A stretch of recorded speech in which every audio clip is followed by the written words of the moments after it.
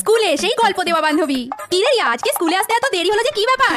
আরে দেরি কোথায়, অনেকক্ষণ চলে এসেছি। আসার সময় রাস্তায় যা কাণ্ড হলো না, তোকে কি বলবো। দাঁড়া ব্যাগটা রাখি তারপর বলছি। আরে সোনিয়া আছে না আমাদের ক্লাসে, আজকে ওদের সাথে যা হয়েছে না ভাই। অটো স্ট্যান্ড থেকে স্কুলের দিকে আসছি, হঠাৎ দেখে ঝপ করে একটা আওয়াজ হলো। আমি ভাবলাম কে পড়ে গেল। ও মা, তাকাতেই দেখি সোনিয়া আর ওর বয়ফ্রেন্ড ড্রেনের মধ্যে ঢুকে গেছে, সাইকেল সমেত। আরে দুদিন ধরে বৃষ্টি হচ্ছে তো রাস্তা তো পুরো জলে ভর্তি, বুঝতেই পারিনি কোনটা রাস্তা কোনটা ড্রেন। হ্যাঁ, দুজনে খুব গল্প করতে করতে আসছিল মনে হয়। তারপর শোন কি হয়েছে। পর সুদেশনা ম্যামের সামনেই পুরো ঘটনাটা ঘটেছে। ব্যাস, তারপর আর কে দেখে। আমাদের তো গার্লস স্কুল, ম্যাম বলছেন নি ছেলেটা কে, হ্যাঁ তোমার সঙ্গে, হ্যাঁ যার সাইকেলে করে তুমি আসছিলে, তোমার বাবা মা জানেন? ওরা তো একে জল কাদা সবকিছু মেখে ভূত, তার মধ্যে সুদেশনা ম্যাম সামনে ভূতের মতো দাঁড়িয়ে আছে। উফ, সে কি দৃশ্য, তুই যদি দেখতি।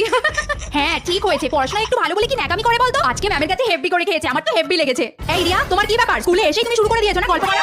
না ম্যাম, আমি মানে ওই চুপ করো, তোমাকে আর অজুহাত দিতে হবে না। ঠিক আছে ম্যাম। দেখ বলাই হলো না, পরে বলবো ম্যাম চলে যাক, পরে বলবো।